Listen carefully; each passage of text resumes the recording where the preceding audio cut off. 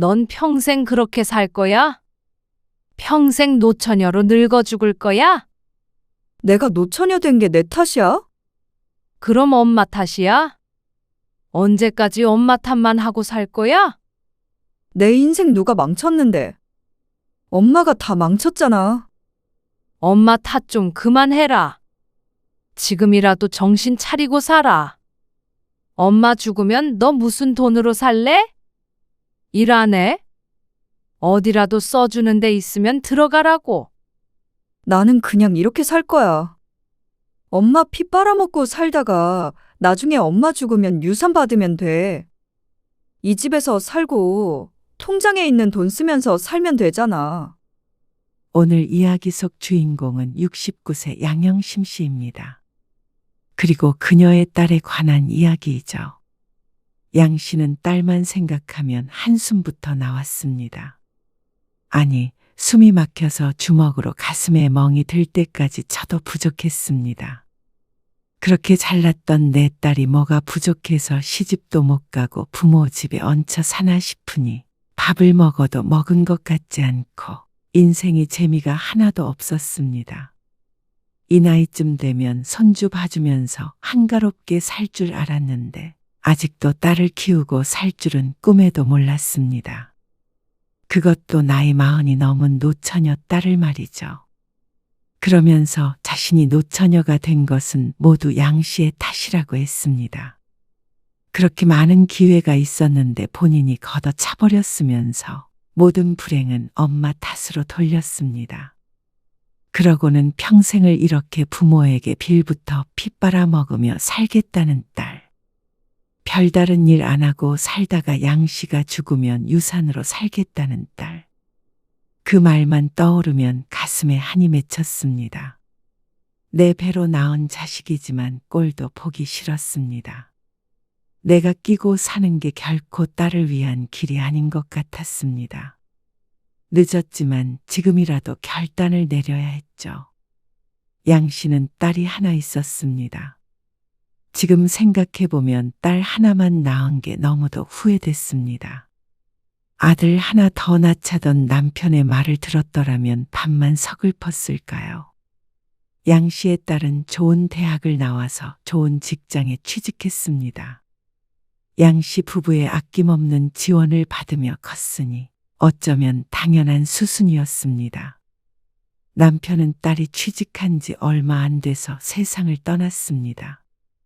마른 하늘의 날벼락이었지만 그래도 남기고 간 것들이 적지 않아 경제적인 어려움은 없었습니다.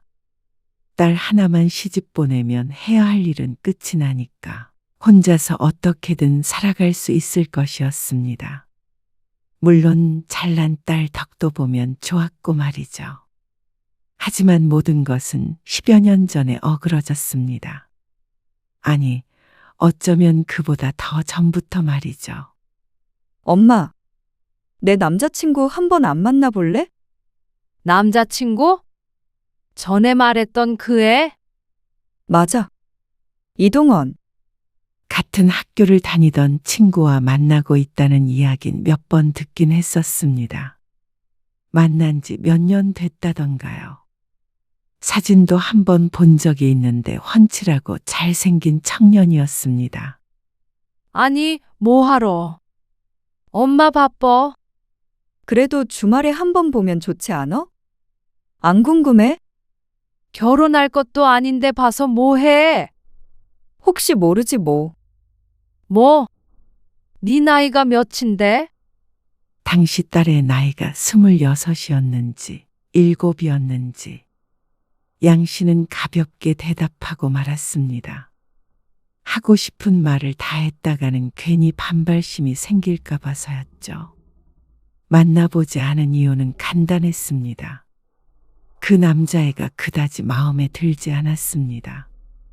같은 학교를 나왔어도 군대에 다녀와 졸업 후에 아직 취업을 못했다고 들은 것 같았습니다. 그러니까 아직은 소개받는 것은 이르다고 생각했습니다. 헤어진다면 무의미한 시간시 될 테니까 말이죠. 그런데 딸은 그 이후로도 오랫동안 그 청년을 만났습니다. 그래서 양 씨와도 몇 번 자리를 마련하려고 노력했습니다. 하지만 시간이 지나면 지날수록 그 청년에 대해서 알게 되면 알게 될수록 양 씨의 마음의 문은 오히려 꽉 닫혔습니다. 그러다가 딸이 31살일 때 10년 정도 전이었죠. 엄마, 나 동원이랑 결혼하고 싶어. 그 말에 양 씨는 심장이 철렁했습니다. 30이 넘어도 아무 말 없길래 결혼까지는 안 가려나 생각했습니다. 결혼을 해도 진작에 하지 않았을까 싶어서 애써 묻지 않고 잠자코 있었습니다. 그런데 기어이 결혼을 할 모양이었습니다. 양 씨가 대답을 하지 않고 있자 딸이 다시 한번 말했습니다. 엄마, 나 결혼한다니까 동원이 한번 만나봐요. 그땐 이미 딸도 알고 있었습니다. 양 씨가 자신의 남자친구를 안 좋아한다는 사실을 말이죠. 그래서 최근 2, 3년은 소개시켜주겠단 말도 없었습니다. 그 애랑은 연애만 해. 연애만. 엄마, 나도 이제 결혼할 나이인데 무슨 연애만 해. 그리고 연애는 실컷 했어. 우리 7년 만났어요. 머리가 아팠습니다. 오래 만난다고 다 결혼하는 줄 아니? 연애랑 결혼은 다른 거야. 미정아, 엄마가 봤을 때 걔는 아니야. 양 씨의 말에 딸의 표정이 어두워졌습니다. 엄마는 동원이 만나본 적도 없는데 아닌지 맞는지 어떻게 알아? 왜 몰라? 너보다 인생을 훨씬 더 살았는데 얘기만 들어도 알아. 엄마, 미정아, 엄마 말 들어. 네가 너무 아까워. 내 딸이라서 하는 소리가 아니라. 엄마, 내가 뭐가 더 아까운데. 동원이도 충분히 잘났어. 남들은 양 씨의 괜한 욕심이라고 생각할지도 몰랐습니다. 딸과 같은 좋은 대학에 나왔고 직장에도 다니는데 뭐가 문제인가 싶을 수도 있었죠. 그런데 양 씨도 이유 없이 반대하는 건 아니었습니다. 그의 엄마, 많이 아프다며. 그러자 딸이 입을 다물었습니다. 어디가 많이 안 좋아서 일도 못하고 집에서 요양을 하고 있다는 소리를 들었습니다. 그런데 그냥 단순히 팔다리가 아픈 게 아니라 평생 치료가 필요한 병이라고 했습니다. 그리고 그거 하나면 또 고민이라도 해보겠는데 아버지에게도 문제가 있었습니다. 아빠는 무슨 일 하신다고 그랬어? 건설일. 그게 말이 건설 일이지. 노가다 아니니? 왜 말을 그렇게 해? 엄마가 틀린 말 한 거 아니잖아. 그리고 위로 누나만 둘이라며. 그게 왜 문제가 되는데요? 그러니까 네가 아직 어리고 아무것도 모른다는 거야. 그러면 그 가족들 부양을 누가 해야 되겠어? 당연히 아들인 그 애지. 조건이 조금만 더 평범하기라도 했다면 양 씨도 이렇게까지 반대하지는 않았습니다. 세상에 어떤 부모가 내 딸이 사랑하는 사람과 결혼하겠다는데 무턱대고 반대할까요? 오히려 기뻐해주고 축하해주고 싶었습니다. 하지만 지난 몇 년간 아무리 생각해도 결론은 하나였습니다. 이렇게 어영부영 결혼시키면 반드시 불행할 날이 올 것 같았습니다. 그렇다고 걔가 뭐 의사나 변호사라도 돼? 가족들 부양할 능력이 되면 나도 뭐라고 안 해. 근데 얼마 되지도 않는 월급 받아서 그 가족들 다 어떻게 건사할 거야? 아버님도 일하고 계시고 누나들도 다 직장 다녀. 너보다 적게 버는 남자 만나서 결혼하면 잘 살 수 있을 것 같아? 엄마, 돈이 무슨 상관이야. 상관이 왜 없어? 너 정도면 충분히 더 좋은 사람 만날 수 있을 텐데 엄마 속을 왜 뒤집어놔? 지난해에도 아는 지인이 약사를 소개해 주겠다고 했었습니다. 당연히 딸은 거절했지만 이 정도 외모에 이 정도 학벌에 이 정도 직장이면 훨씬 좋은 혼처가 세 곳했습니다. 그러니까 부모로서는 안타까울 수밖에 없었습니다. 그런데 그런 거 다 집어치우더라도 최소한 평범한 사람과 결혼을 해야 되는 것 아닌가 싶었습니다. 그냥 부모님 평범하게 직장 다니고, 부자는 아니더라도 결혼할 때 지원해 줄 수 있고, 또 남자도 너보다 조금이라도 더 잘난 남자 만나면 나는 네가 누굴 데리고 와도 오케이 할 거야. 근데 이건 아무리 생각해도 뭐 하나 너보다 나은 게 없잖니? 잘못하다가 나쁜 시모 모시고 시부에게 생활비 갖다 바치며 가장 노릇을 해야 될지도 몰랐습니다. 그런 결혼을 양 씨가 왜 시켜야 하는 것인지 몰랐습니다. 엄마, 그렇게 따지면 나는 아빠 없잖아. 그건 흠 아니야? 그거랑 같니? 그리고 너는 아빠가 어릴 때 돌아가신 것도 아니잖아. 내가 동원이 아니면 안 돼. 지금은 그렇겠지. 그렇게 생각할 수 있어. 근데 엄마가 살아보니까 못 잊는 사람은 없어. 그때뿐이야. 그때만 힘들지. 1년이면 잊혀져. 아니, 다른 사람 만나면 반년이면 돼. 엄마 말 믿어. 나 정말 결혼하고 싶어. 제발 허락해줘.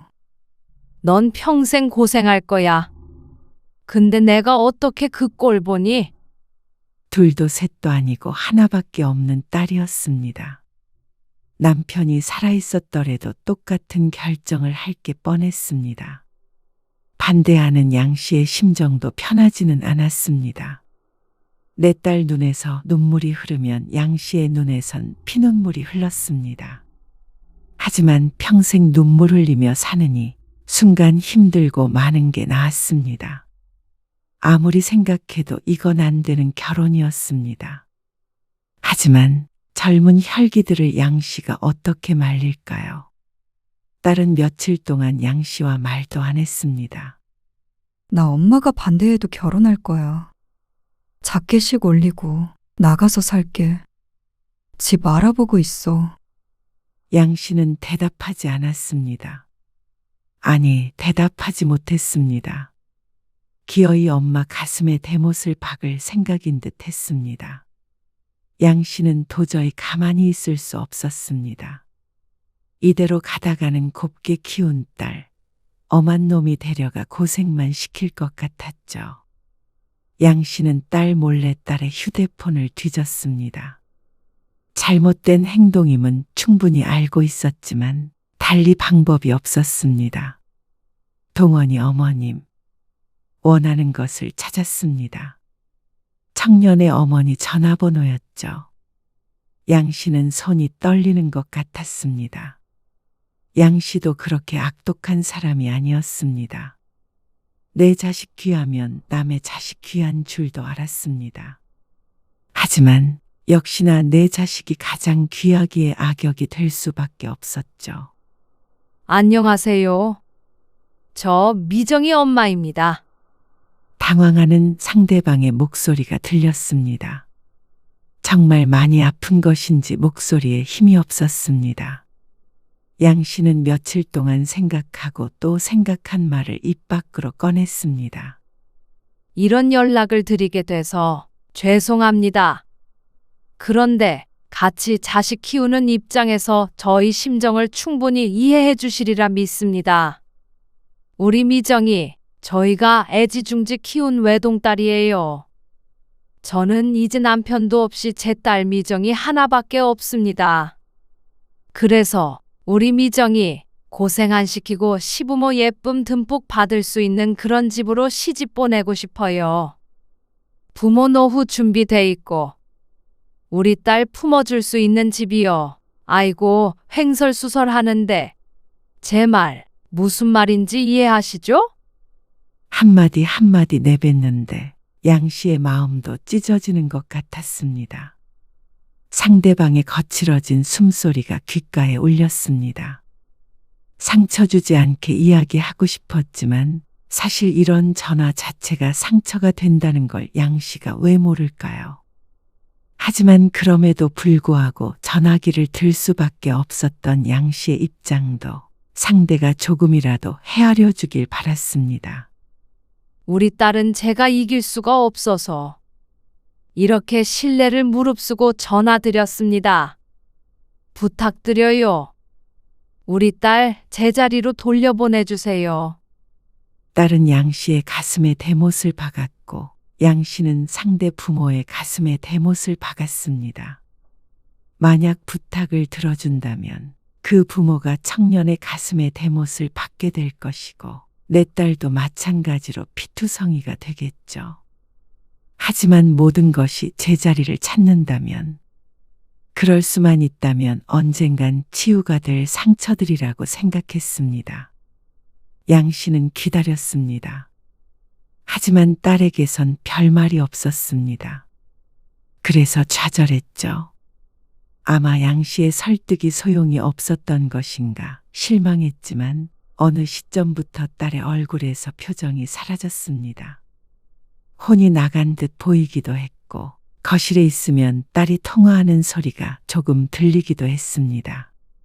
그러면 대부분 흐느끼는 소리나 숨죽여 언성을 높이는 듯한 소리였습니다. 그걸 듣고 양 씨는 직감했습니다. 그날의 통화가 헛된 일이 아니었구나 싶었죠. 딸이 힘들어하는 동안 양 씨도 똑같이 이별을 겪는 것처럼 힘들었습니다. 입맛도 없었고 뭘 해도 즐겁지가 않았습니다. 딸과 말하지 않고 지내는 시간들도 괴로웠고 슬픔이 전염된 듯 했습니다. 내가 이런 일을 하게 될 줄은 꿈에도 몰랐습니다. 그래서 스스로에게 조금 실망도 했고 죄책감이 드는 때도 있었습니다. 그런데 만약 내가 그 아들 엄마였다면 당연히 죽이고 싶을 만큼 미울 것 같은데 내 딸이 그런 결혼한다고 하면 나라도 그렇게 했을 것 같아. 솔직히 말하자면 누군가는 그렇게 위로했고 또 누군가는 남 눈에서 눈물 나게 하면 내 눈에선 피눈물 나는 거라며 나무라기도 했습니다. 하지만 그것도 남의 일이니까 그렇게 말할 수 있는 것이라고 생각했습니다. 엄마, 나 여행 좀 다녀올게. 오랜 침묵을 깨고 어느 날 딸이 부은 눈으로 양 씨에게 말했습니다. 양 씨는 반가워서 울 것 같았습니다. 그래. 어디든 다녀와. 한 달 정도 다녀올게. 한 달? 어디? 제주도 같은데? 아니, 유럽.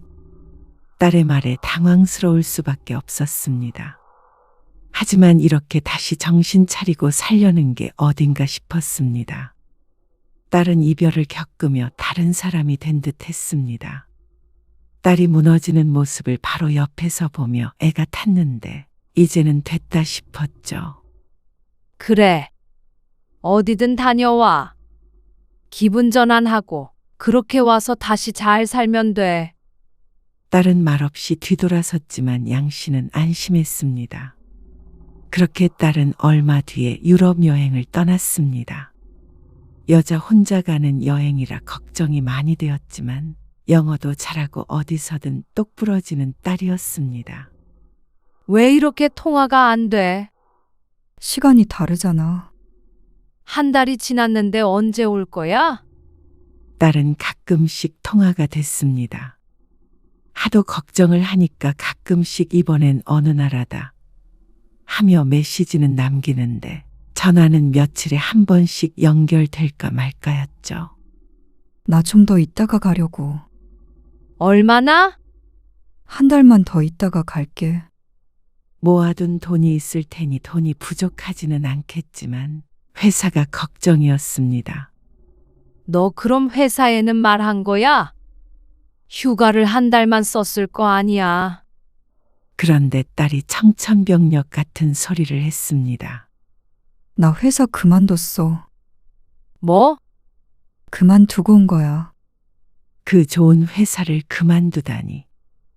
아무리 남자친구랑 헤어졌다고 그런 극단적인 선택을 하나 싶었습니다. 양 씨는 심호흡을 했습니다. 괜히 화를 냈다가는 또 잘 잊고 있는 딸을 자극할까 싶었습니다. 일단 와서 얘기하자. 그리고 딸은 한 달이 더 지나서 한국에 돌아왔습니다. 그런데 다시 밝은 미소를 볼 줄 알았던 딸은 시간이 지나도 크게 달라진 게 없어 보였습니다. 아니, 이전보다는 나았지만 원래의 딸로 돌아오진 못했죠. 회사는? 몰라. 좀 쉴래. 그리고 모아둔 돈 다 썼어. 무기력하게 중얼거리는 딸의 말에 양 씨는 애써 하고 싶은 말을 삼켰습니다. 그래. 한 번쯤은 그렇게 지내면 좋지. 재충전도 하고 말이야.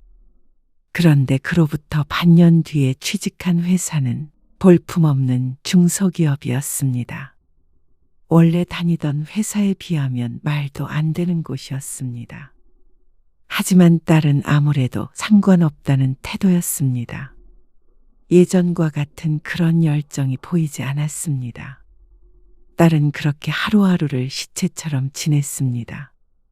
그래도 직장에 다시 다니고 평범하게 사는 게 어딘가 싶었습니다. 똑똑했으니까 나중에 다시 좋은 회사로 옮기면 된다고 생각했습니다. 엄마, 나 나갔다 올게. 딸이 33이 되었을 때 갑자기 생기가 돌았습니다. 주말에는 집에만 틀어박혀 있더니 누군가를 만나는 듯 몇 주 동안이나 외출을 했습니다. 그래, 잘 다녀와. 재밌게 놀고. 늦게 들어와도 돼. 일찍 올게. 딸이 들뜨니까 양 씨도 들떴습니다. 시간은 걸렸지만 다 잘 된 것이라고 생각했습니다. 근데 뭐 하는 사람이야? 회계사. 어느 날 양 씨가 조심스럽게 물었더니 딸이 대꾸했습니다. 그리고 그 대답에 양 씨는 놀란 눈을 했습니다. 미소를 감출 수가 없어서 입꼬리가 삐죽거렸죠. 그래.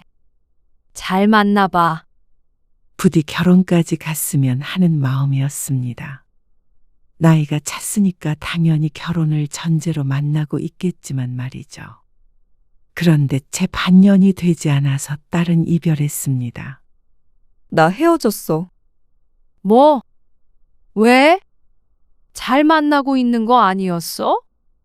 지난번에 엄마도 만났다며? 그래서 양 씨도 마음의 준비를 하고 있었습니다. 그쪽을 만난다면 다음은 양 씨의 차례였으니 말이죠. 하지만 딸의 말에 양 씨는 머리를 망치로 맞은 것 같았습니다.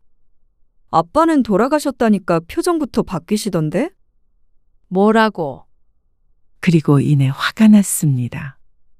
아니, 아빠 없이 큰 것도 아닌데 그게 무슨 문제야? 나도 모르지. 그래서 그놈이 헤어지자고 그래? 지 엄마가 반대한다고. 남자들은 다 그런가 봐. 다 마마보이들만 있나? 그 말에 양 씨는 말문이 턱 막혔습니다. 딸은 무심한 눈길로 양 씨를 쳐다보았습니다. 꼭 눈이 말하고 있는 것 같았습니다. 엄마가 한 짓을 알고 있다고. 양 씨는 입만 뻐끔거리다 말았습니다. 누가 누굴 욕하겠다는 건지. 됐다고 그래. 회계사면 다인 줄 아나. 너 정도면 훨씬 좋은 사람 만날 수 있어. 그래서 오히려 큰 소리 쳤습니다. 과연 그럴까? 딸은 반대로 코웃음 쳤죠. 이후에도 몇 번의 연애가 있었던 것 같지만 짧게 반짝하다가 늘 금세 끝났습니다. 그러다가 언제부턴가 연애 얘기도 사라지고 딸은 점점 더 생기를 잃어갔습니다. 그러던 어느 날이었습니다. 나 회사 때려치웠어. 뭐? 회사를? 왜? 무슨 일 있었어? 그냥 사람들이 다 싫다. 왜 그러는데? 나 내버려둬. 서른 중반이 넘었는데 때늦은 사춘기가 왔는지 딸은 무척 까칠해졌습니다. 밝고 살가운 성격이 장점이었는데 말이죠. 그러다 보니 양 씨도 딸의 눈치를 보게 되었습니다. 엄마, 나 돈 좀 보내줘. 그리고 언제가부터 양 씨에게 돈을 타서 쓰기 시작했습니다. 직장을 그만뒀으니까 벌이가 없는 건 알겠는데 그래도 그동안 모아둔 돈이 그 정도로 없나 싶었습니다.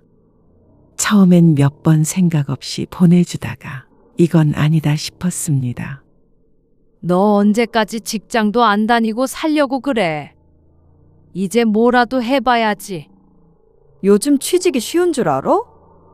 날카로운 목소리에 양 씨는 더 잔소리를 하지 않았습니다. 그렇게 어려운데 왜 직장을 그만둔 거냐며 호통을 치고 싶었지만 참았습니다. 그리고 그런 생활이 1년 정도 지속됐을 때 양 씨도 참지 못하고 화를 냈습니다. 너 정말 그렇게 살래? 내가 뭘? 그렇게 아무것도 안 하고 한량처럼 살라고 그 고생해가면서 너 공부시킨 줄 알아? 왜 인생을 스스로 망치려고 해? 그러자 딸이 물끄러미 양 씨를 쳐다보다가 말했습니다. 내 인생을 내가 망친다고. 엄마가 아니라? 양 씨는 충격에 아무 말도 할 수가 없었습니다. 냉소하며 하는 말에는 가시가 있었습니다. 내 인생 이제 내가 알아서 살 테니까 참견하지 마. 그럴 거면 생활비를 달라고 하질 말던가. 이제 나이 들어가진 돈으로만 생활해야 했습니다. 젊은 딸이 쓰는 돈까지 되려면 생각했던 생활비보다도 훨씬 많이 들었습니다. 딸 결혼할 때 주려고 따로 둔 돈이 있지만 그건 전셋집이라도 얻을 때 보태기 위해서 건들지 않은 것이었습니다.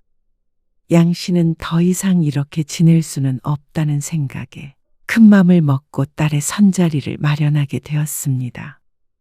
38이면 아무리 요즘 시대에도 늦은 편이라고 생각했습니다.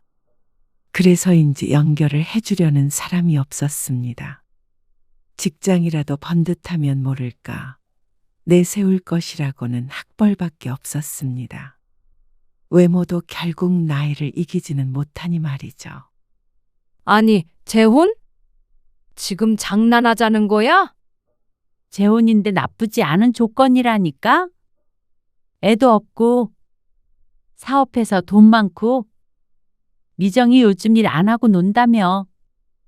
결혼하면 계속 놀고 먹을 수 있잖아.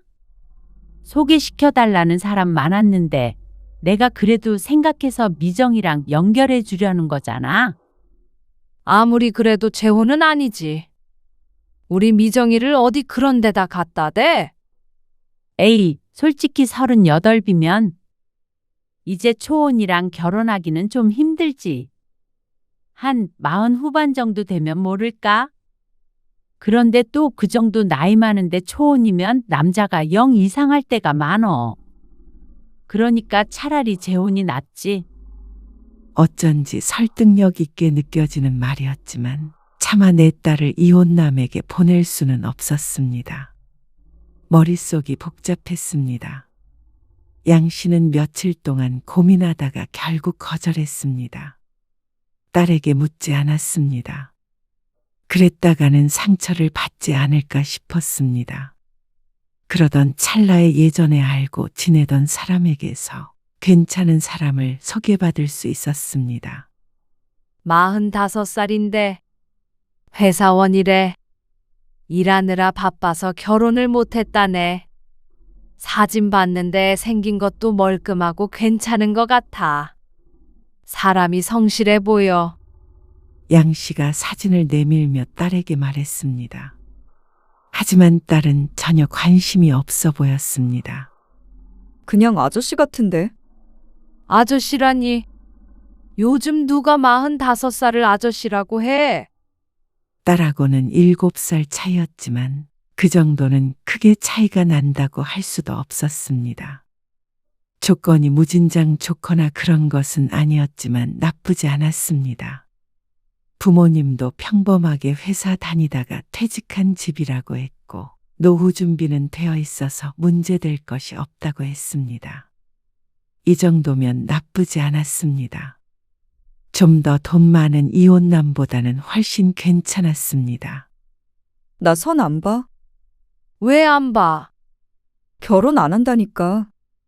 글쎄 결혼을 왜 안 해? 청춘이 아깝지도 않아? 왜 그러고 사는 거야? 내가 알아서 산다니까? 제발 엄마 부탁이야. 그냥 밥 한 끼 먹는다고 생각해. 마지막으로 이렇게 부탁할게. 양 씨는 딸을 억지로 선자리에 내보냈습니다. 가기 싫다던 딸은 마지못해 고개를 끄덕였죠. 양 씨는 시계를 자꾸만 보게 되었습니다. 지금쯤이면 같이 식사하고 있겠지. 지금쯤이면 차를 마실까?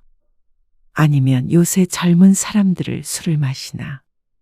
그러고 있을 때쯤에 중매를 선 지인에게서 전화가 왔습니다. 정말 너무한 거 아니야? 어떻게 나를 이렇게 망신시킬 수가 있어? 무슨 소리야, 그게? 미정이, 선자리 나가서 그게 할 소리야? 결혼할 사람이 있었네, 어쨌네. 그 사람 멋있었다고. 그리고 앞으로 빌붙어서 일도 안 하고 살 거래. 그럼 남자가 무슨 생각을 하겠어? 그럴 리가. 딸내미 오면 물어봐. 그리고 다시는 이런 자리 만들어 달라고 하지 마. 얼마나 어렵게 주선한 건데? 딸내미가 그 나이까지 결혼 못한 이유가 있다. 기분 나쁜 소리를 들었지만 화조차 낼 수가 없었습니다. 그리고 조금 있다가 딸이 집에 돌아왔습니다. 일은 귀가였습니다. 너? 도대체 왜 그런 짓을 해? 왜 엄마 망신을 시켜? 진실을 말했을 뿐이야. 진실? 그게 그 자리에서 할 말이니? 그럼 거짓말하고 결혼해? 어차피 들통날 텐데? 양 씨는 울분을 참지 못했습니다. 넌 평생 그렇게 살 거야? 평생 노처녀로 늙어 죽을 거야? 내가 노처녀 된 게 내 탓이야? 그럼 엄마 탓이야? 언제까지 엄마 탓만 하고 살 거야? 사실이잖아. 엄마가 그때 우리를 갈라놓지만 않았어도 지금쯤 행복하게 살고 있었을 거야. 애도 한둘 낳았을지도 모르지.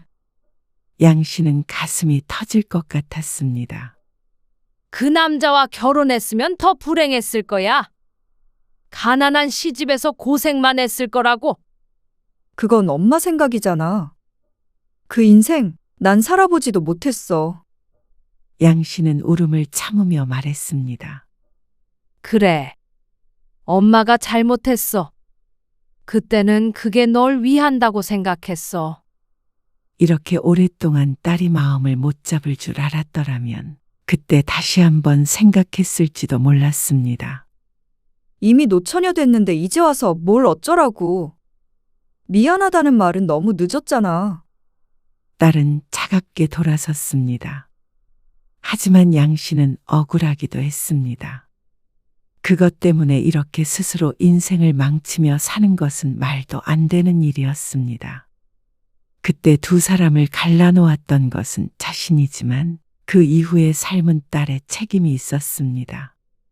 모든 사람들이 이별한다고 다 막 살지 않았습니다. 딸은 모든 화살을 양 씨에게 돌리면서 합리화시키고 있었습니다. 그날의 양 씨의 행동이 100% 잘못된 행동이었다고 하더라도 딸이 한심한 인생을 살고 있다는 건 변하지 않았습니다.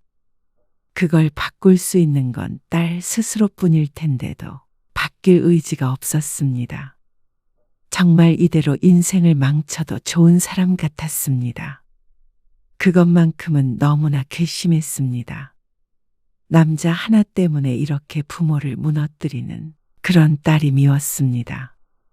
딸은 또다시 양 씨와 단절되었습니다. 최소한의 필요한 말만 했습니다.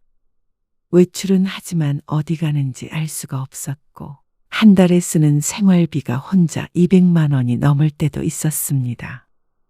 돈은 한 푼 안 벌면서 무슨 돈을 그렇게 쓰고 다니는지 몰랐습니다. 대부분 쓸데없는 걸 산다던가 친구를 만나 흥청망청 쓰는 것 같았죠.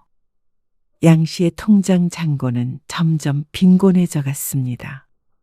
그렇게 허송세월을 몇 년 보냈더니 딸은 어느새 40이 넘었고 양 씨는 이른을 목전에 두고 있었습니다. 딸이 결혼하는 것도 못 보고 죽을까봐 무서웠습니다. 그런데 양 씨가 그리던 미래는 점점 멀어져만 갔습니다. 이제는 학벌이 좋다는 것은 딸을 설명하는 수식어가 될 수 없었습니다.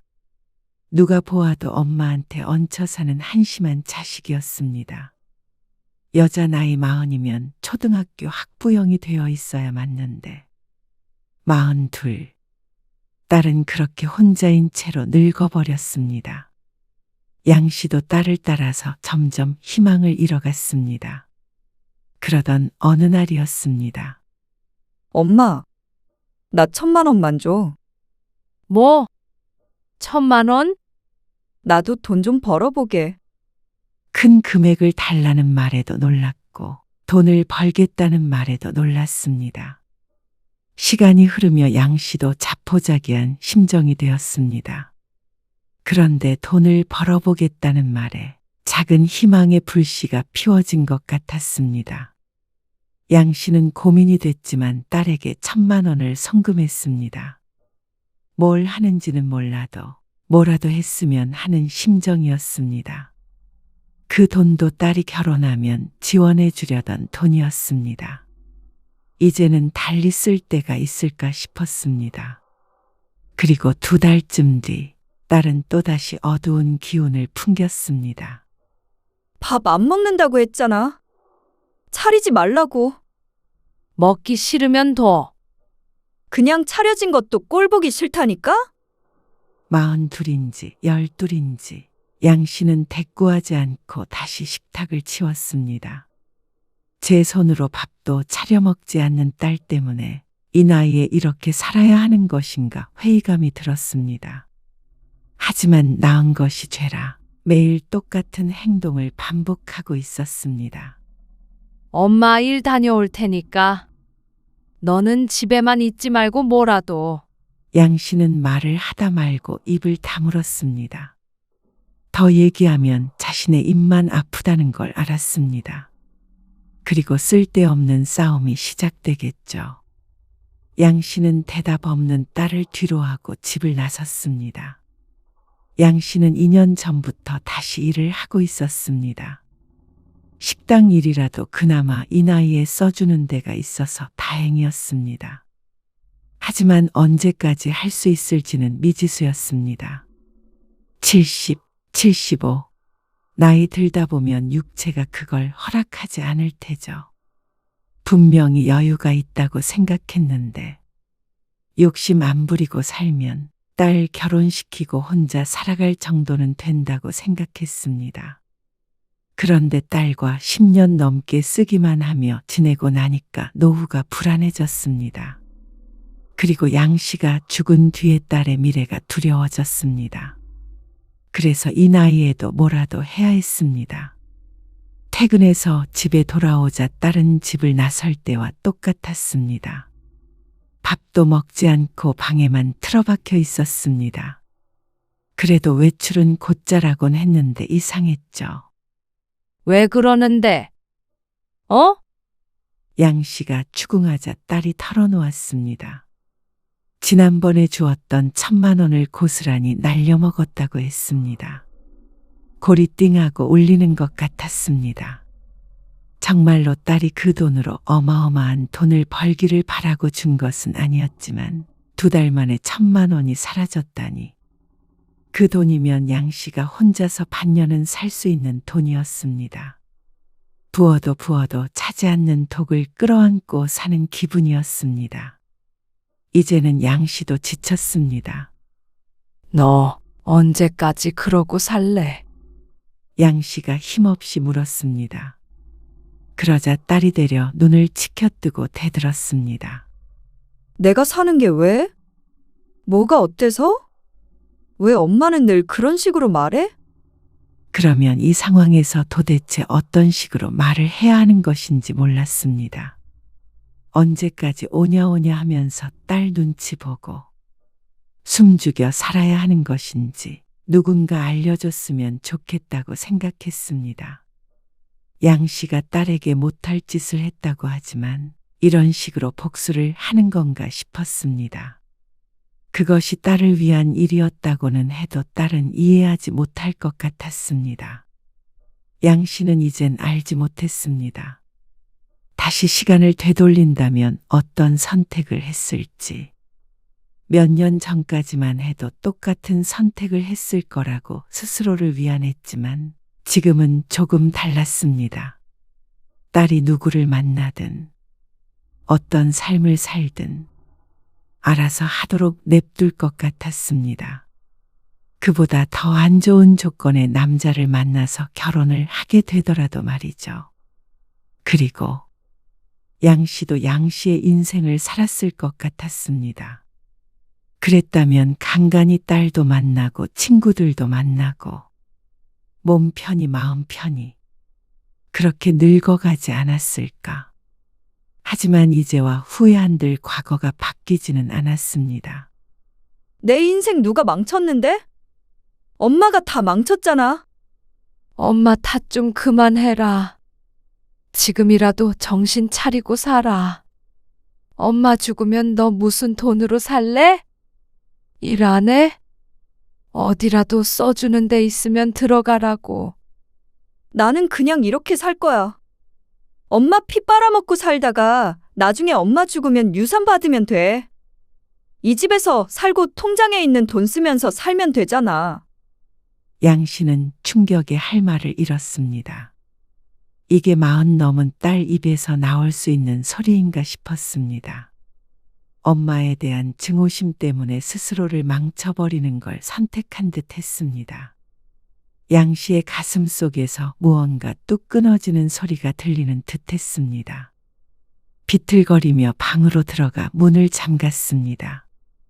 그날 밤 양 씨는 한숨도 자지 못했습니다. 그리서 새벽녘 양 씨는 결심했습니다. 더 이상은 안 되겠다고. 이대로 가다가는 양 씨가 먼저 죽을 것 같으니 딸과 멀어져야 했습니다. 그게 딸을 위해서도 양 씨를 위해서도 옳은 일이었습니다. 과거를 바꿀 수는 없지만 미래는 바꿀 수 있지 않을까 그렇게 생각했습니다. 다음 날 양 씨는 아침 일찍 일어나 짐을 쌌습니다. 딸의 짐을 말이죠. 여행 가방 2개의 딸의 짐을 담았습니다. 그리고 딸의 방문을 열었습니다. 아직 자고 있었죠. 그래서 옷장을 열어 옷을 넣었고 책상 위에 있던 물건들도 쓸어 담았습니다. 늦게 잠들었는지 일어날 생각을 하지 않는 딸을 흔들어 깨웠습니다. 김미정, 일어나. 아, 뭐야. 일어나서 짐 싸서 나가. 딸이 비몽사몽 일어나더니 잠시 앉아 있었습니다. 무슨 말이야. 어딜 나가. 내 집에서 나가라고. 너 이제부터 나가서 살아. 그러자 그제서야 잠이 깼는지 딸이 눈을 떴습니다. 나는 이제 더 이상 너랑 못 살겠으니까. 이제 우리 각자 인생 알아서 살자. 딸이 주변을 둘러봤습니다. 열려있는 여행 가방에 자신의 짐들이 들어있는 걸 보고 화가 났는지 언성을 높였습니다. 내 물건에 왜 손대? 그리고 어디로 가라는 거야? 내가 갈 데가 어딨어? 그건 네가 알아서 해. 통장에 1,000만 원 넣어줄 테니까. 그걸로 보증금 하던가. 1,000만 원 가지고 어떻게 살라는 거야? 줄 거면 나 결혼 자금 한다고 모았던 돈 다 줘. 그 돈이 아직까지 있니? 너 먹여 살리느라 다 썼고 1,000만 원이 엄마가 너한테 해줄 수 있는 마지막이야. 마음 같아서는 빈털터리로 내쫓아버리고 싶었습니다. 하지만 그놈의 자식이 뭔지 마지막까지도 차마 그렇게는 하지 못하는 스스로가 바보 같았지만 어쩔 수가 없었습니다. 나 못 나가. 나가? 못 나가. 엄마도 그걸 바라던 거 아니었어? 낚이고 사는 거? 뭐? 그래서 나 결혼도 못하게 하고 여태 데리고 산 거 아니냐고. 어? 또 똑같은 이야기였습니다. 10여 년 전에 양 씨가 결혼을 반대했던 문제를 무기 삼아 딸은 양 씨를 공격했습니다. 하지만 이제는 딸이 뭐라고 한들 소용없었습니다. 이기적이라고 할지 모르겠지만 이제는 양 씨도 숨 좀 쉬며 살고 싶었습니다. 양 씨가 딸을 끼고 살았기 때문에 양 씨도 불행했고 딸도 불행했습니다. 그래서 이제 엄마가 너 놓아준다고. 너 알아서 하고 싶은 거 하면서 살아. 내가 무슨 돈으로? 내가 이제 와서 무슨 돈을 어떻게 벌어? 벌어. 나이 먹은 엄마도 버는데 네가 왜 못 벌어? 알아서 해. 일을 하든 국어를 하든. 딸의 표정이 굳어졌습니다. 엄마 나 이렇게 쫓아내고 후회 안 해? 그래. 더 이상은 너랑 같이 못 살겠어. 엄마는 끝까지 이기적이고 자기 마음대로지. 뭐든 맘대로 해야 직성이 풀리지? 내 인생 이리저리 휘두르는 건 예나 지금이나 똑같아. 양 씨는 더 이상 딸이 하는 얘기를 듣지 않았습니다. 딸의 짐을 현관으로 옮기기 시작했습니다. 나머지 짐은 너 방구하면 거기로 보내줄 테니까 우선 나가. 내가 나가라면 못 나갈 줄 알고 그래? 근데 나 나가면 다시는 안 와. 정말로. 그래. 다시는 오지 마. 딸은 잠시 서 있다가 옷을 챙겨 입더니 작은 가방에 짐 몇 개를 더 넣었습니다. 그러고는 신경질적으로 신발을 신었죠. 엄마가 죽도록 미워. 평생 용서 못할 것 같아. 문이 쾅 닫혔습니다. 양 씨는 못 박힌 듯 한참을 그 자리에 서 있다가 주저앉았습니다. 그리고 그제야 울었습니다. 소리 없이 하지만 처절했습니다. 사흘 후 딸이 방을 구했다고 메시지를 보냈습니다. 짐을 보내라며 주소를 찍어줬습니다. 양 씨는 답장을 하지 않고 딸의 짐을 박스 여러 개에 나눠 담아 택배로 붙였습니다. 그리고 딸과 분리된 삶을 난생 처음으로 살게 되었죠. 처음엔 어색했습니다. 혼자 먹을 밥을 차리는 것도, 텅 빈 딸의 방을 보는 것도. 하지만 차차 적응이 됐습니다. 딸이 뭐하고 지내는지 하루에 10번 궁금해하다가 5번 궁금해하다가 이내 하루에 1번 정도 떠올리게 되었습니다. 그리고 그때쯤 딸에게서 연락이 왔습니다. 나 편의점 알바해. 이제 속 시원해? 하지만 어투는 그전보다 많이 누그러져 있었습니다. 나도 엄마 얼굴 안 보니까 왠지 숨통이 트인다. 양 씨는 대답하지 않았습니다. 엄마도 그래? 어쩐지 울음이 날 것 같았습니다. 나 잘 지내. 엄마 또 걱정하고 난리칠까봐 전화한 거야. 그래. 잘 지낸다니까 됐다. 끊을게. 전화는 끊어졌습니다. 하지만 가슴 속에 무언가 녹아내리는 것 같았습니다. 40 넘은 딸이 편의점에서 아르바이트를 하고 있다는 말에 보통은 속상해야 하지만 양 씨는 기뻤습니다.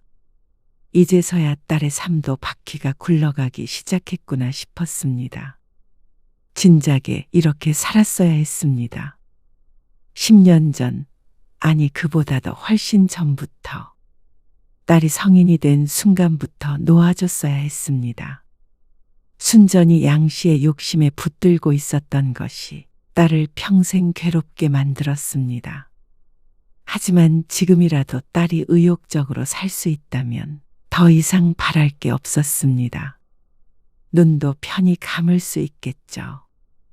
양 씨는 자리에서 일어나 부엌으로 갔습니다. 오랜만에 밥맛이 좋을 것 같았습니다. 일을 가야 했기에 얼른 밥을 차려 먹을 생각이었습니다. 어디에선가 딸도 밥 잘 챙겨 먹고 건강하게 지냈으면 하는 마음이었습니다. 그리고 조금 더 시간이 흘러서 딸이 찾아온다면 맛있는 밥 한 끼 지어주고 싶었습니다.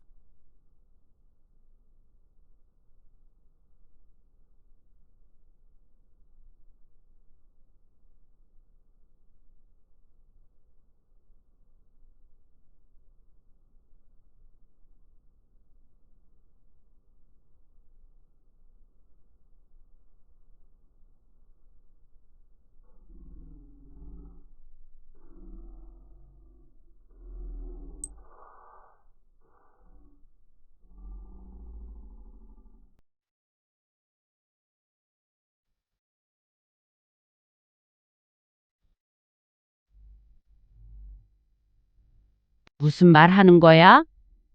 명절에 말이야. 차례 지내고 해야지. 차례를 왜 지내? 왜 지내냐니? 당연히 차례는 지내야지. 어머님, 아버님도 안 계신데 차례를 왜 지내? 그래도 누나도 있고, 고모도 계시고, 작은 집도 있고, 뭐 시구모? 난 안 가. 나는 진짜로 할 만큼 했으니까 차례를 지내고 싶으면 박씨끼리 지내요. 여보 또 왜 그러는 거야? 어머니 돌아가셨으니까 오히려 당신이 마음대로 할 수 있잖아. 전도 한 3가지만 붙이고, 무혹해서 당신이 이제 대장이지. 아, 혼자밖에 없는데 대장해서 뭐해? 그리고 누가 대장 되고 싶대? 그러면 당신이 대장해. 오늘 이야기 속 주인공은 53세 주정선 씨입니다. 그리고 그녀의 남편과 시어머니에 관한 이야기이죠. 주 씨는 시부모님이 돌아가시고 나서야 드디어 며느리 역할에서 해방되었다고 생각했습니다. 20년 넘게 참고 잘 버텼다 싶었습니다. 주 씨도 이제 시집이 없으니 앞으로 남편에게도 처가의 의무감을 갖지 말라고 했습니다. 그런데 웬걸. 시부모님이 돌아가셨는데도 불구하고 명절에 시골에 내려가서 차례를 지내자는 남편. 시부모님은 돌아가셨어도 누나와 여동생을 비롯한 다른 친척들은 여전히 시골에 있다면서 말이죠. 이게 무슨 말인가 싶었습니다. 왜 시집살이를 자기가 시키려는 것인지. 혼자 가라고 했더니 주씨 없이 혼자 내려가는 건 말도 안 된다는 남편이 어처구니 없을 따름이었습니다. 시집에 관련된 일에 한해선 별 도움이 안 되는 줄은 알고 있었지만 말년에 남편이 이런 악역을 자처할 줄은 몰랐습니다. 시부모가 아니라 남편이 문제였다면 해결 방법은 있었습니다.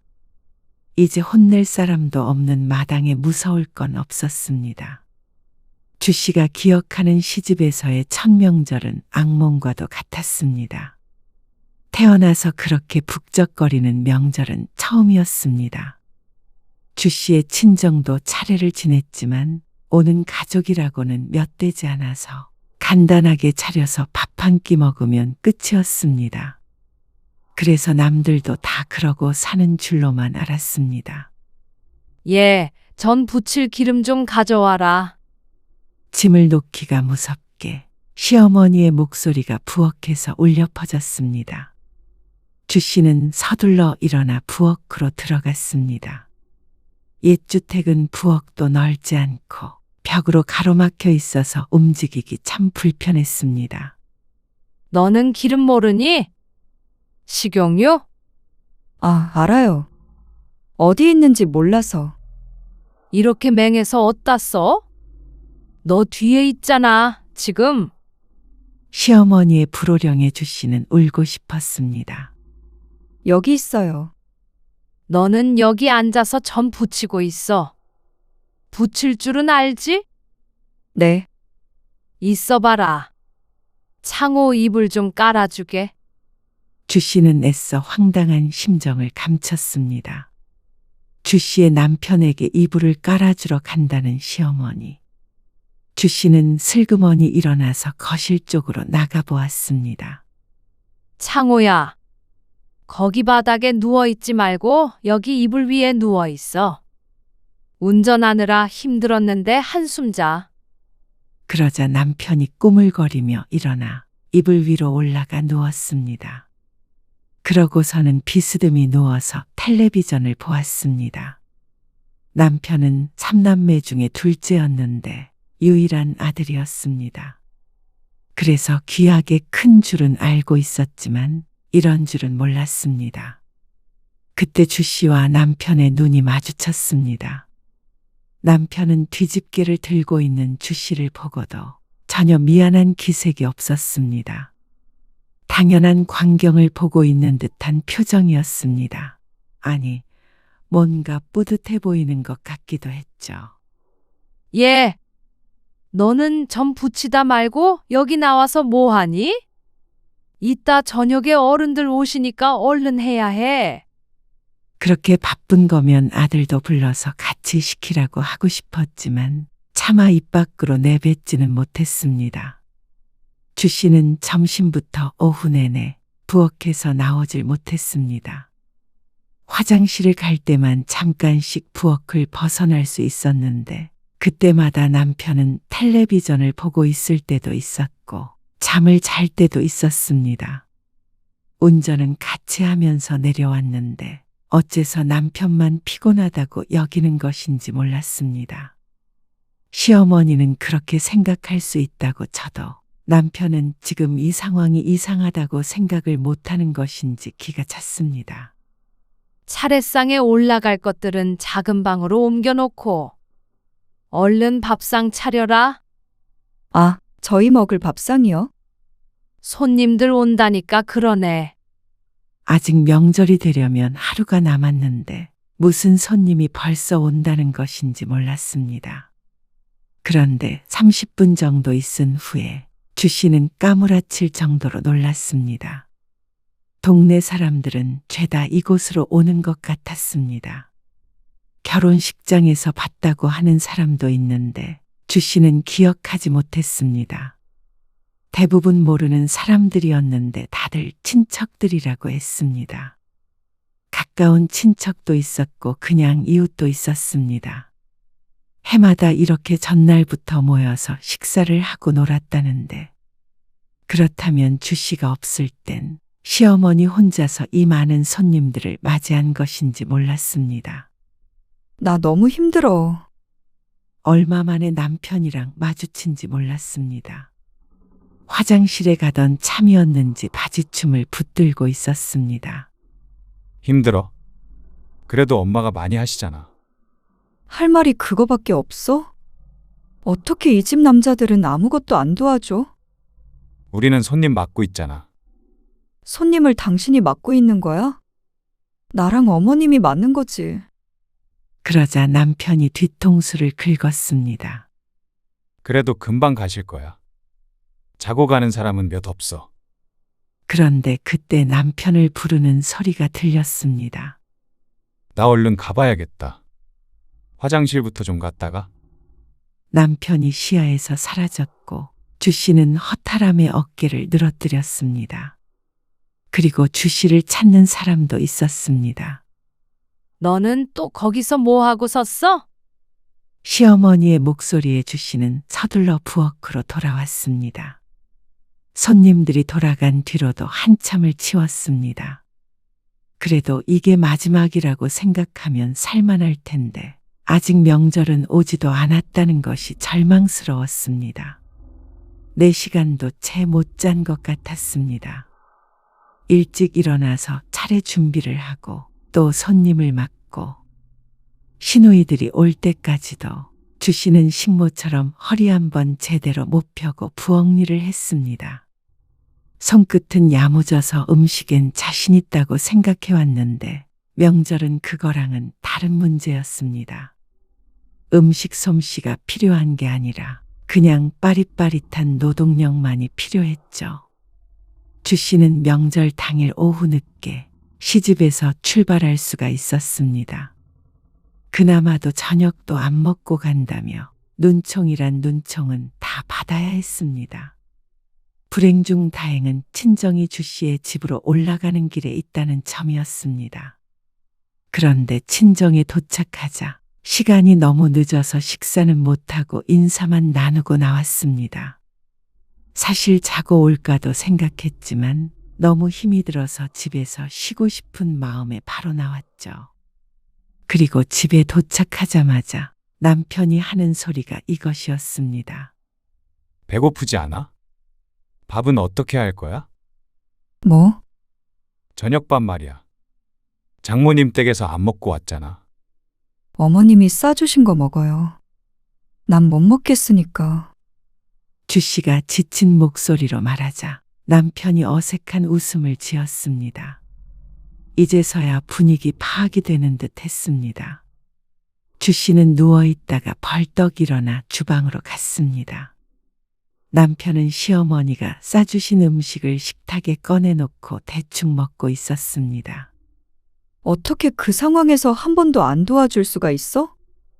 내가 미안하다고 그랬잖아. 근데 거기서 도와줬다가는 당신이 더 욕먹는다니까. 욕 먹을까봐 나 혼자 그렇게 고생시킨 거라고. 그래. 나도 안 도와주고 싶었겠어? 근데 다 당신을 위해서.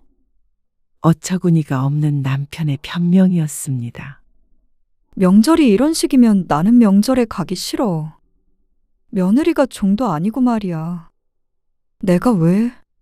내가 왜 거기서 그 고생을 해야 해? 당신은 잠자고 술 마시고 노는데 나는 거기서 시중드는 하녀 같았어. 무슨 말을 또 그렇게 하냐? 남편은 다음부턴 그러지 않게 자신이 노력한다고 했습니다. 어머니와 싸우는 한이 있더라도 주 씨의 편을 들어주겠다고 했습니다. 친정에서 제대로 시간을 못 보낸 것도 억울해서 울었더니 그것도 미안하다며 다음엔 이런 일이 없을 거라고 달랬죠. 그래서 그렇게 믿었습니다. 남편도 이번 일을 계기고 뭔가 변화가 있을 거라고. 하지만 다음 명절은 이전 명절을 복사해 놓은 듯 똑같았습니다. 창호야, 운전하느라 피곤한데 이불 위에 누워서 한숨 자.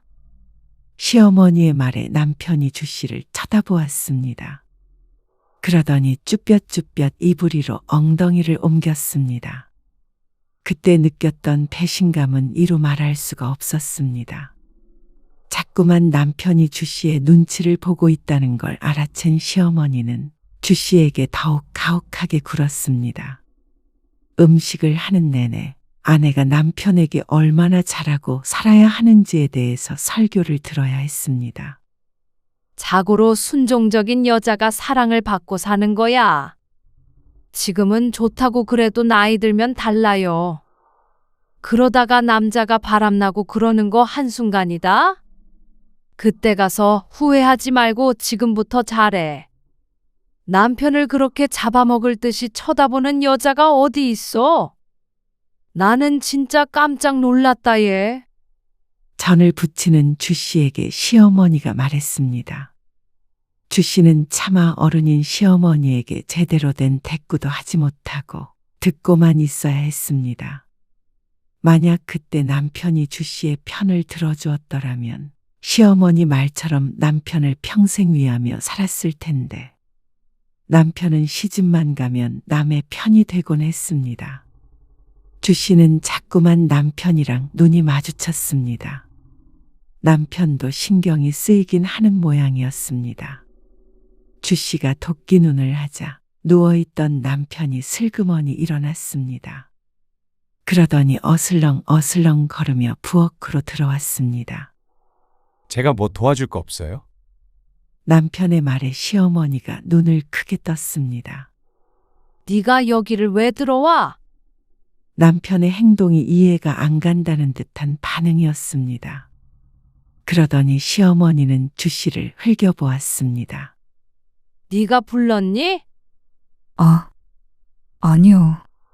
아니, 바빠 보여서 도와주려고 그랬죠. 바쁘긴 뭘 바빠? 충분하니까 너는 가서 잠이나 자. 몇 시간이나 운전했으면 피곤할 거 아니야.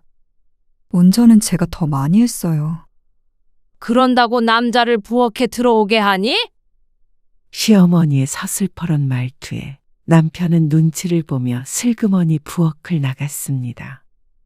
자신 때문에 어머니가 화난 것 같아서 차라리 없는 게 낫겠다 싶었던 것 같은데 그것조차 너무 서운했습니다. 명절이 끝나면 집에 돌아와 싸우고 남편은 다음엔 안 그러겠다고 그러고 매년 똑같이 반복됐습니다. 그러다가 절대 가지 않겠다고 다짐하고 또 마지막으로 기회를 주자 싶어서 가고 어리석었죠. 분위기라는 게 참 무서웠습니다. 그런 것이 당연시되는 분위기에서는 주씨조차도 동화되는 기분이었습니다.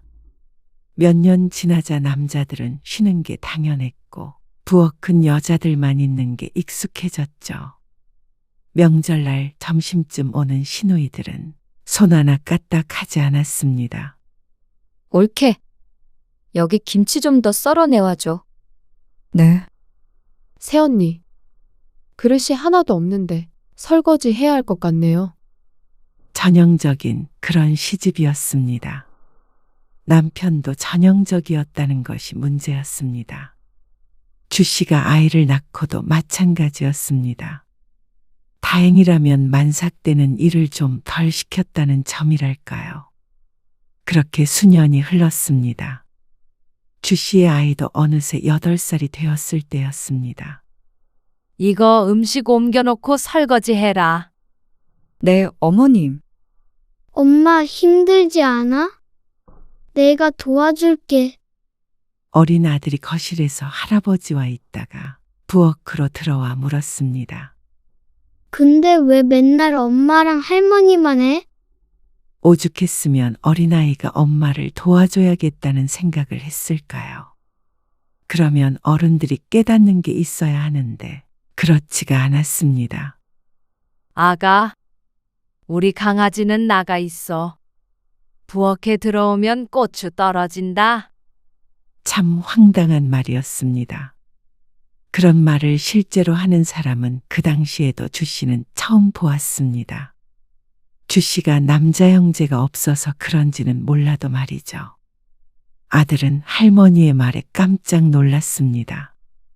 주씨는 아들에게 나가 있으라고 하지는 않았습니다. 나중에 아들도 그렇게 클까봐 무서웠습니다. 하지만 힘이 없으니 있으라고 하지도 못했습니다. 결국 아이는 다시 거실로 나가야 했습니다. 그 모습을 본 주씨는 억울했습니다. 이 나이 때부터 이렇게 큰 남편은 커서 저렇게 되나 보다 싶었습니다. 거실에 누워있는 남편을 바라보자 또 우라통이 터지는 기분이었습니다. 저녁에 손님들이 찾아왔고 또 정신없는 시간을 보냈습니다. 여기저기서 주씨를 불러댔습니다. 시어머니도 힘들겠지만 젊다는 이유로 잔심부름을 더 많이 한 주씨는 다리가 퉁퉁 부었습니다. 잠깐 바람 좀 쐬야겠다 싶어서 밖으로 나왔는데 시어머니의 목소리가 들렸습니다. 우리 며느리? 주씨에 관한 이야기를 하고 있는 것 같았습니다. 뭐가 착해? 저렇게 보여도 순여우야.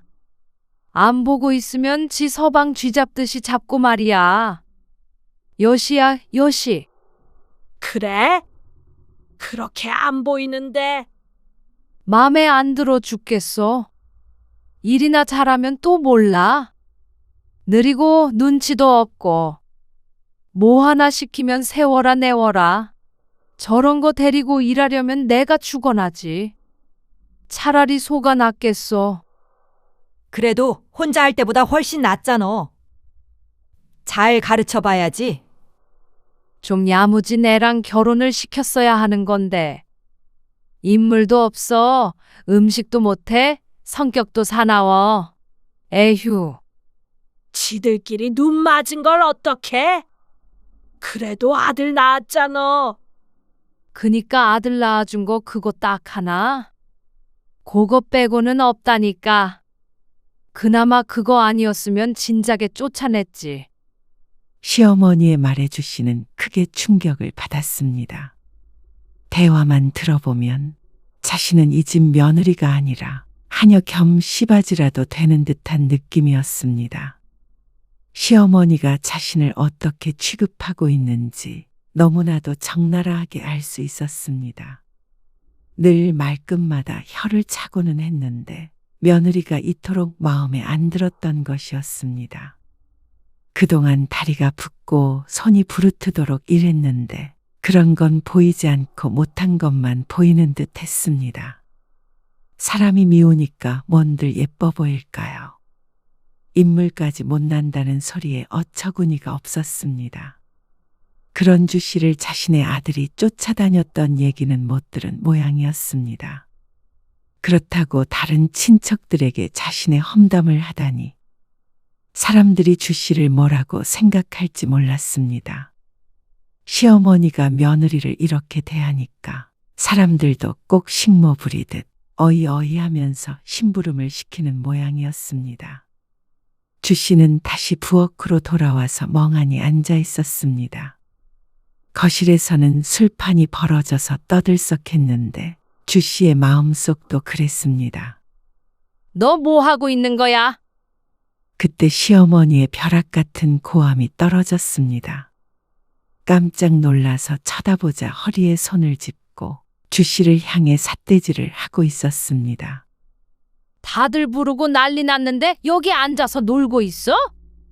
주 씨는 아무런 대답을 하지 않고 시어머니를 쳐다보았습니다. 놀러 왔어? 정신 차리고 일해. 시어머니의 언성에 여럿이 고개를 빼고 부엌 쪽을 쳐다보았습니다.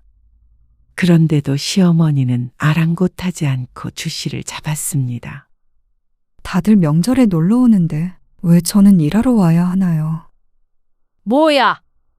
주 씨의 대꾸에 시어머니가 도끼눈을 했습니다. 어이가 없는 표정으로 주 씨를 바라보았습니다. 저 이제 못하겠어요. 뭐? 뭘 못하겠다는 거야?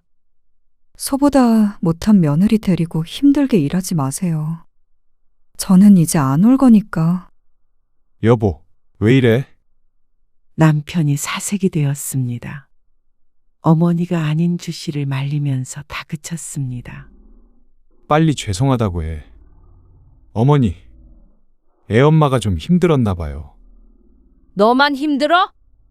그러니까 힘들면 그만하시면 되잖아요. 어머님도. 나 집에 갈 거니까 당신도 같이 갈 거면 오고 아니면 내일 기차 타고 와. 주 씨는 짐을 챙겼습니다.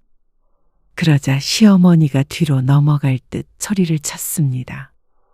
다들 웅성거리는 소리가 들렸는데 주 씨는 무시하고 차키를 챙겼습니다. 운전을 할 수 있다는 게 다행이었습니다. 이러고서 버스를 타고 올라가야 했다면 더 서러웠을 것 같았습니다. 현준아, 가자. 아들의 손을 잡고 집을 나섰습니다.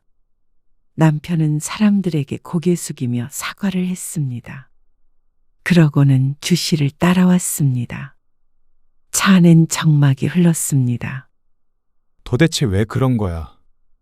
내일이면 끝나는데 할 말은 그거밖에 없는 거지? 정말로 이제 명절에 안 올 건 아니지? 한심한 남편의 말에 주 씨는 대꾸하지 않았습니다. 어머니가 시골 분이라 좀 그래. 옛날 분이잖아. 당신이 이해해주면 안 돼? 남편은 일방적으로 주 씨가 시어머니를 이해하길 바랐습니다. 그런데 어째서 주 씨만 그래야 하는지 알 수 없었습니다. 당신은 우리 집에 가서 그렇게 부려진 적 있어? 남편이 주 씨의 친정에 가면 손님 대접을 받았습니다. 그런데 어째서 자신은 종 취급을 받아야 하는 건지 알 수 없었습니다. 미안해. 진짜로 당신 고생하는 거 내가 왜 몰라. 그러니까 나도 집에 가면 마사지도 해주고 그러잖아. 노인네랑 싸워서 뭐해. 남편은 집에만 돌아가면 정상이 되었습니다. 그래서 지난 10년 동안 참아왔던 것이지 안 그랬으면 진작에 헤어졌을 것이었습니다. 남편의 사과와 회유가 이어졌습니다. 처음엔 사람들 앞에서 박차고 나와버린 주 씨에게 화가 난 것 같았지만 그럴 분위기가 아니라는 걸 안 모양이었습니다. 나는 다시는 안 가니까 가려거든. 당신 혼자 가. 나는 친정에 갈 테니까 각자 집 챙기자. 그러자 남편은 펄쩍 뛰었습니다. 나 혼자 어떻게 가? 가족들이 나를 뭐라고 생각하겠어? 뭐라고 생각해? 호래비 같잖아. 이 와중에 남편이 걱정되는 건 그런 보잘것없는 시선인 것 같았습니다. 주 씨는 다음 명절에도 그 다음 명절에도 가지 않았습니다. 남편은 그런 주 씨를 설득하다가 안 되니까 차라리 자신도 안 가는 게 낫겠다며 집에 있었습니다. 그런데 명절만 되면 죽을 상이었죠. 주 씨는 편했습니다. 그렇게 2년 동안 안 갔습니다. 그런데 시아버지가 돌아가시고 다시 왕래하게 되었습니다. 아버지가 돌아가신 남편을 본인은 아니었지만 어머니와도 갈라놓을 수가 없었습니다. 그리고 시아버지가 돌아가시니 시어머니에게도 도끼가 좀 빠진 듯 했습니다. 아니면 또다시 며느리가 연을 끊을까 싶었는지 차례 음식도 줄였고 시누이가 오면 시누이에게도 일을 시켰죠. 그럼에도 불구하고 여전히 명절은 지옥 같았지만 그래도 견뎠습니다. 여보, 미안해. 어머니도 나이 들고 그러니까 차례 없애려고 노력해 볼게. 남편의 말만 믿었습니다. 그렇게 세월은 흘렀죠. 그리고 시어머니가 지난해 초에 돌아가셨습니다. 주 씨는 어느새 50대가 되었죠. 그동안 고생했다. 시어머니가 돌아가시기 전 주 씨에게 한 말이었습니다. 그 말에 그동안의 서러움이 풀리진 않았지만 그래도 무언가 끝이 난 기분이었습니다. 시부모님이 모두 돌아가셨으니까 이제 며느리 역할은 끝이구나 싶었습니다. 그런데 그게 아닌 듯 했습니다. 시부모님이 모두 세상을 떠났는데도 여전히 며느리의 역할이 남아 있었습니다. 그리고 그건 남편 때문이었습니다. 여보, 추석에 장은 내려가서 보는 게 좋겠지. 남편의 말에 주 씨가 어리둥절한 표정으로 바라보았습니다. 그러자 남편이 더 당황했습니다. 왜? 여기서 사가면 시들지 않아? 무슨 말 하는 거야? 명절에 말이야. 차례 지내고 해야지.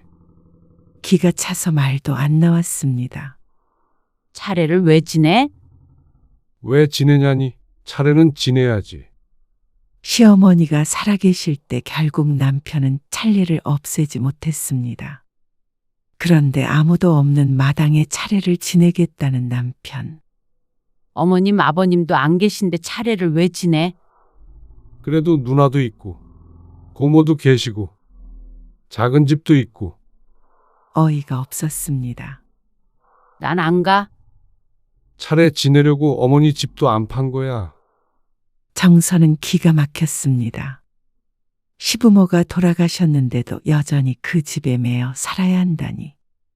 당신은 아직도 거기 살고 있구나. 무슨 말이야? 마음이 아직도 그 집에 있다는 말이야. 부모님은 돌아가셨는데 당신은 여전히 그 집의 아들이고 나는 여전히 그 집의 며느리여야 하는 거지. 남편은 대답하지 못했습니다. 주 씨는 한숨을 쉬며 말했습니다. 나는 진짜로 할 만큼 했으니까 차례를 지내고 싶으면 박씨끼리 지내요. 여보, 또 왜 그러는 거야? 어머니 돌아가셨으니까 오히려 당신이 마음대로 할 수 있잖아. 전도 한 3가지만 붙이고 무혹해서 당신이 이제 대장이지. 아, 혼자밖에 없는데 대장해서 뭐해? 그리고 누가 대장 되고 싶대? 그러면 당신이 대장해. 말 같지도 않은 소리를 하는 남편에게 언성을 높였습니다. 그날 이후 주 씨와 남편 사이에 냉기가 흘렀습니다. 그런데도 남편은 틈만 나면 주 씨를 설득하려고 했습니다. 그동안 이런 식으로 끌려다닌 게 한두 번이 아니었습니다. 이제는 좀 그만하고 싶었습니다. 눈치 볼 사람도 없는데 무엇 때문에 그래야 하는지 몰랐습니다. 시집살이는 남편이 시키는 거라고 하더니 정말 그 말을 뼈저리게 느꼈습니다. 시어머니가 돌아가시고 나니까 더 명확했습니다. 당신 혼자 가라니까? 이제 양가 각자 챙기자니까? 당신도 내려가고 싶으면 내려가. 안 말린다니까 왜 자꾸 같이 가야 한다고 그래? 아, 다들 나를 어떻게 생각하겠어? 왜? 호랩이라고 생각할까봐? 그것도 그렇고. 남편의 말에 주 씨는 지쳤습니다. 여전히 남의 눈치를 보며 아내를 희생시키려는 남편이 한심했습니다. 그런데 이제는 시누이들에게까지 전화가 왔습니다. 주 씨가 차례를 지내지 않겠다고 한 말이 전해진 모양이었습니다. 옳게. 지난 설엔 엄마 돌아가신 지 얼마 안 돼서 안 지냈던 거고. 그래도 추석부터는 차례 지내야지. 시어머니 노릇을 할 사람은 여럿 있어 보였습니다. 저는 이제 못해요. 하시려거든 고모가 하세요. 뭐라고? 아니, 이 집에 며느리라고는 옳게밖에 없는데 우리끼리 어떻게 지내라는 거야? 그리고 나는 뭐 시댁 없어? 저는 더는 안 하니까 설득하시려거든 전화하지 마세요. 주 씨가 강하게 나가니 시누이도 당황한 듯 했습니다. 하지만 이내 화를 냈죠. 정말 너무한 거 아니야? 옳게는 우리 엄마 돌아가시기만 기다린 사람 같다. 그렇게 생각한데도 어쩔 수 없었습니다. 이 나이까지 시집 식구들 뒤치다꺼리하며 명절마다 노동한 것도 누군가 상이라도 줘야 한다고 생각했습니다. 그런데 상은커녕 화만 내니까 어처구니가 없을 따름이었습니다. 엄마 돌아가시면 끝인 줄 알아? 여기 어르신들이 얼마나 많은데. 고모도 있고 작은 집도 있고. 근데 우리가 차례를 안 지내면 우리 집을 뭐라고 생각하겠어? 상놈의 집안도 아니고 말이야. 며느리 없으면 아무것도 못한다면 그깟 명절 없애는 게 낫겠죠. 뭐라고? 말 다 했어? 다 했어요. 이만 끊겠습니다. 속이 후련했습니다. 모르긴 몰라도 시누이는 시집에서 주씨만큼 고생하지 않았을 것이었습니다. 그러니까 명절 점심때만 되면 꼬박꼬박 친정으로 찾아왔겠죠. 주씨는 그런 시누이들 수발까지 들며 살았습니다. 이 정도 했으면 시누이도 그만해야 했습니다. 같은 여자인데도 그 마음을 몰라준다는 것이 한탄스러웠습니다. 당신은 왜 그렇게 욕먹으면서까지 버티는 거야? 남편은 여전히 남의 편이었습니다. 평소에 다정한 척하는 것에 쏘가 눈이 가려졌던 모양이었습니다. 이렇게 매번 전화 올 텐데 당신도 정신건강이 안 좋아. 날 위하는 척 하지 마. 당신 체면 때문에 날 꼭 데리고 가야겠다는 거잖아. 일꾼도 필요하고 말이야. 무슨 말을 그렇게 하냐? 남편은 처음엔 화를 냈지만 주씨가 단호하게 버티자 태도를 바꿨습니다. 여보, 내가 설거지 할 테니까 당신은 쉬어. 여보, 장모님한테 언제 갈까? 허리 아프다고 그러셨지? 안마의자를 하나 놔드려야 하나? 여보, 청소 내가 싹 해놨어. 갑자기 눈치를 보며 집안일을 하고 친정에 일이 있으면 먼저 나서서 처리하려 했습니다.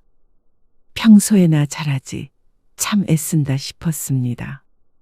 당신 정말 이럴 거야? 그거 좀 차례 지내는 게 그렇게 어려운 일이야? 남편 위해서 그것도 못해? 뭐 맨날 가? 1년에 몇 번이나 된다고 그래?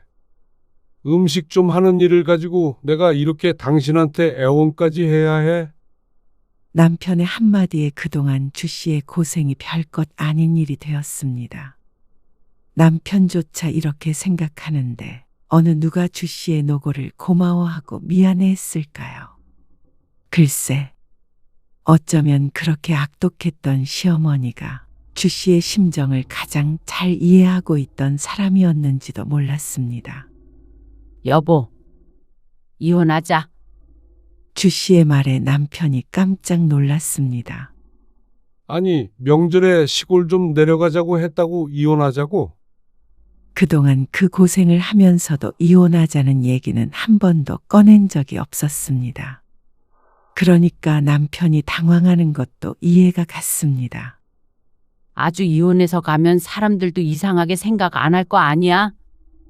그걸 지금 말이라고 해? 나 이제 그 집 며느리 노릇 그만하고 싶어. 당신이 시킨다면 당신이랑도 이혼할 마음에 준비되어 있어. 남편은 큰 충격을 받은 듯 했습니다.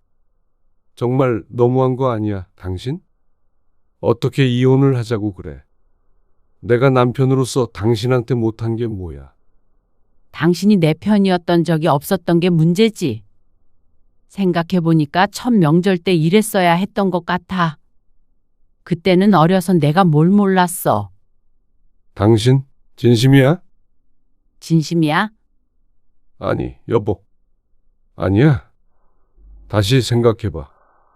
이번 추석에는 그래. 가지 말자. 이번 추석에 가지 말자는 소리는 다음도 있다는 말이었습니다. 은연중에 남편의 진심을 알 수 있었습니다. 더 이상의 대화는 무의미해 보였습니다. 내 생각에 변함없어. 아무리 그래도 명절 때문에 이 나이에 이혼하는 부부가 어디 있어? 젊을 때도 아니고. 그래? 그래서 나도 그걸 후회 중이야. 젊었을 때 안 갈라선 거. 여보, 미안하다니까. 주 씨는 더는 말을 잇지 않았습니다. 대화가 자꾸만 되돌이표가 되는 것 같았습니다. 남편이 사과하는 이유도 정말로 주 씨에게 미안해서가 아니었습니다. 미안하니까 그만 마음을 풀고 명절에 내려가자는 이야기였습니다. 이런 남자를 믿고 한평생 살았다니 참 씁쓸했습니다. 그런데 미래에도 그렇게 사는 것보단 나을 것 같았습니다. 역시나 남편은 주 씨가 없이는 시골에 내려가지 않았습니다. 그렇게 추석은 지났고 시집은 발칵 뒤집혔습니다. 시누이들도 전화가 왔고 시고모에게서도 전화가 왔습니다. 오로지 한 사람에게만 책임이 있는 것처럼 말이죠. 지긋지긋했습니다. 그래서 휴대폰 번호까지 바꿔버렸습니다. 그리고 남편에게 이혼 서류를 내밀며 말했습니다. 얼른 도장 찍어. 그러자 남편이 골치 아프다는 듯 머리를 싸맸습니다. 정말로 이럴 거야? 이쯤 했으면 됐잖아. 뭐가 됐다는 거야? 여보, 그럼 명절에 안 내려가면 돼. 그럼 됐지? 선심이라도 쓰듯이 하는 말에 기가 막혔습니다. 당연한 일을 가지고 왜 생색을 내는지 몰랐습니다. 그건 당연한 거고. 당신이랑도 못 살겠어? 내가 그동안 못한 게 뭐가 있어? 성실이 가장 노릇했잖아. 그러면서 명절 하나 때문에 이러는 걸 이해할 수 없다고 했습니다. 남편은 아마 평생을 가도 이해하지 못할 것 같았습니다. 당신이 정말 좋은 남편이었다면 이 지경까지 오지 않았겠지. 그리고 또다시 냉랭한 상태가 지속됐습니다. 주 씨는 나가서 살 집을 알아보았습니다. 그리고 주 씨가 부동산에 다닌다는 사실을 알게 된 남편이 이제는 바짓가랑이를 붙잡고 늘어졌습니다. 여보, 알았어. 내가 다 잘못했어. 그러니까 이혼하자는 말은 하지 마. 이제 와서 어떻게 이혼을 하자는 거야. 애는 생각 안 해? 애 다 커서 지 앞가림하고 사는데 무슨 애 걱정을 해? 그럼 앞으로 우리 둘이 알콩달콩 살면 되잖아. 퇴직하고 나면 여행도 다니고 그러기로 했잖아. 다시 생각해줘. 여보. 내가 미안해. 다시는 그런 소리 안 할게. 내가 달라질게. 명절의 명자도 꺼내지 않겠다고 하면서 주 씨의 마음을 돌리려고 했습니다. 하지만 주 씨는 남편이 그럴 수 있는 사람이 아니라며 콧방귀를 뀌었습니다. 그런데 어느 날 남편에게 걸려온 신우이의 전화에 남편이 으름장을 놓았습니다. 누나, 내가 전화하지 말라고 했잖아요. 무슨 명절은 명절이야. 지내려면 누나가 지내라니까요. 그러니까 이제 내 책임이면 내가 책임지고 없애겠다잖아. 누나는 왜 장난 말을 안 들어요? 내려갈 일 없으니까 어머니 집도 팔어. 그 말에는 놀라지 않을 수 없었습니다. 달라지겠다더니 정말로 뭔가 달라진 것 같기는 했습니다. 남편에게는 좋은 남편이 아니었다고 했지만 반은 거짓이었습니다. 정말로 평소에도 나쁜 남편이었다면 이 나이까지 같이 살 수는 없었을 것이었습니다. 단단하게 먹었던 마음이 조금 녹는 게 느껴졌습니다. 하지만 남편의 말을 전부 믿지는 않았습니다. 이러고도 또 제 속을 뒤집어 놓을 수도 있었습니다. 그리고 천륜이라는 건 함부로 끊을 수가 없어서 또 시집 식구를 찾아가자고 설득하려고 할 수도 있었죠. 주 씨는 아무 말 않고 남편이 하는 걸 지켜봤습니다. 어느 날 친정에서 전화가 왔습니다. 박서방이 안마의자를 보냈어. 근데 이거 너무 세서 뼈가 부러질 것 같다. 어떻게 하는지 모르겠네. 박서방이 안마의자를요? 그래. 지난번에도 와서 웬 보약을 놓고 가더니 갑자기 왜 이래? 어디 크게 아프거나 그런 건 아니지? 병에 걸렸다던가. 그런 거 아니에요. 주 씨는 전화를 끊고 생각에 잠겼습니다. 그리고 남편에게 물었습니다. 당신 왜 그래? 오늘 엄마한테 전화 왔었어. 아, 당신도 그동안 우리 집에서 고생했으니까 이제 내가 사위 노릇 하려고 그러지. 할 말을 잃어서 가만히 있자 남편이 말을 덧붙였습니다. 정민이 대학 가잖아. 그래서 용돈도 보냈어. 칭찬해달라는 듯이 바라보는 남편. 정민이는 주 씨의 조카인데 여동생의 아들이었습니다. 자신도 까먹고 있었는데 언제 용돈을 보낸 건지 몰랐습니다. 주 씨는 남편을 미심쩍은 표정으로 바라보았습니다. 당신 없이 내가 어떻게 사냐? 남편의 중얼거림에 심란해졌습니다. 그게 언제까지 간다고. 누가 쏘가? 하지만 말로는 강하게 했죠. 그런 주 씨에게 남편이 진심으로 호소했습니다. 나라고 그냥 하는 일들인 줄 알아? 나도 그동안 생각 많이 했어. 딸은 없어도 만약 내 딸이 결혼해서 당신처럼 그렇게 고생했다면 나도 화났을 거야. 다소 어처구니가 없는 비유였습니다. 딸은 안 되고 아내는 고생해도 된다는 것인지. 그럼에도 불구하고 이 인간이 그래도 생각은 하고 있구나 싶기는 했습니다. 그래서 주 씨도 생각했습니다. 명절에 가지 않는다면 과연 남편과 이혼까지 할 필요가 있는가. 그런데 생각을 해보아도 억울하긴 했습니다. 지난 세월도 그랬고 명절마다 방관했던 남편의 무심함도 말이죠. 이대로 덮어두고 사는 것도 심적으로 힘들 것 같았습니다. 주 씨는 그럼에도 불구하고 남편에게 마지막 기회를 주기로 했습니다. 앞으로 명절 때마다 나 혼자 여행 갈 거야. 그래. 그렇게 해. 얼마든지. 근데 여행 경비는 당신 용돈 모아서 대줘. 뭐?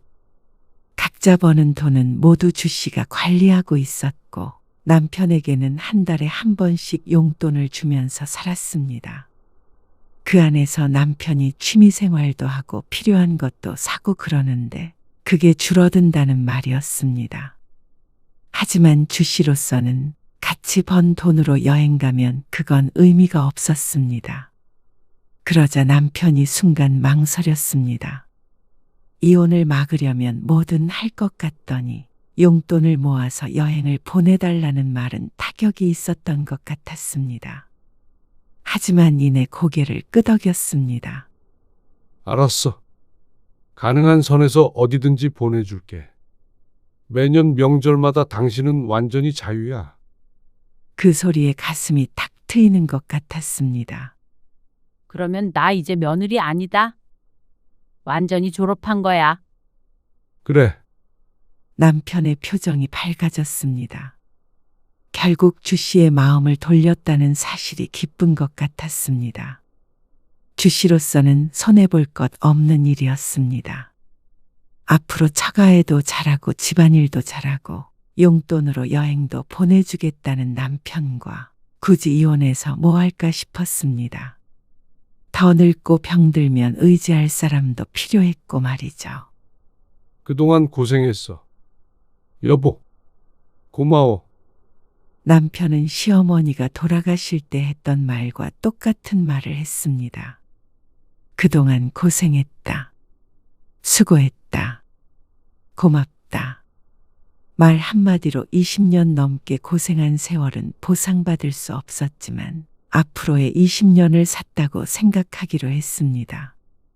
남편이 내가 고생한 것만큼 잘하며 살겠다는데 이제 서로 역할을 바꾼 것이었습니다. 그렇게 여기면 억울하지 않았습니다. 다음 설 아침 주 씨는 공항으로 향했고 남편은 시골집을 정리하러 내려갔습니다. 부동산에 내놓기 위해서 풀을 깎겠다며 말이죠.